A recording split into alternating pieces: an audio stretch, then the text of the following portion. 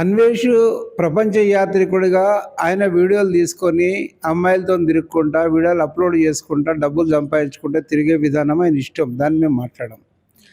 ఎప్పుడైతే నా ధర్మాన్ని విమర్శించిండో, నా సీతమ్మని విమర్శించిండో, నా గరికపాటి నరసింహరావు లాంటి ఆ గొప్ప పండితులను విమర్శించిండో అది చాలా తప్పు.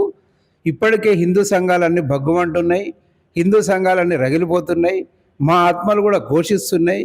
ఈ యూట్యూబర్లకు ఏం పని లేదా? ఈ పిచ్చి పిచ్చిగా నా ధర్మం మీదనే ఎందుకు పడతారు?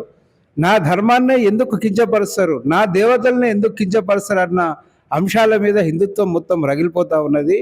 ఏ ఒక్కడికి చేత కాదు. బైబిల్లో ఏదైతే ఉన్న విషయాలను తీసి చెప్పడానికి ఏ ఒక్కడికి చేత కాదు.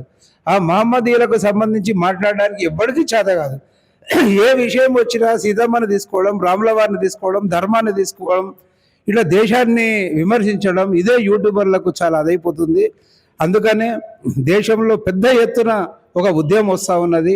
యూట్యూబర్లు అందరూ ఇప్పుడు ఏదైతే నా అన్వేషణకు సంబంధించి ఎవరైతుందో వాడి మీద చాలా వరకు కూడా మరి జనాలందరూ కూడా భారతదేశ ప్రజలేంది, హిందువులేంది అందరూ కూడా చాలా కోపంతోనే ఉన్నారు. అందరూ కూడా అన్స్క్రైబ్ కావాలని చెప్పేసి ఒక ఉద్యమం నడుస్తూ ఉన్నది.